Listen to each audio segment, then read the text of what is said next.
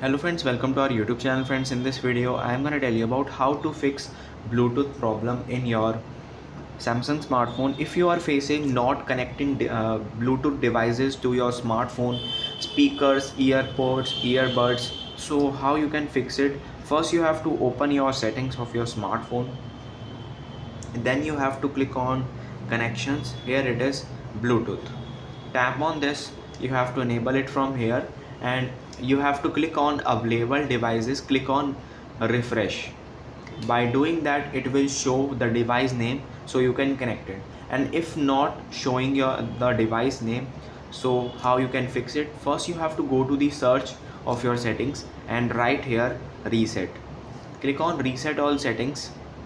Here it is, and click on reset this Bluetooth settings. Enable the passcode, click on reset, and it is resetted successfully and your Bluetooth problem has been solved. I hope you like this video. If you like this video, then subscribe to our YouTube channel for more helpful tips and tricks videos. See you next time.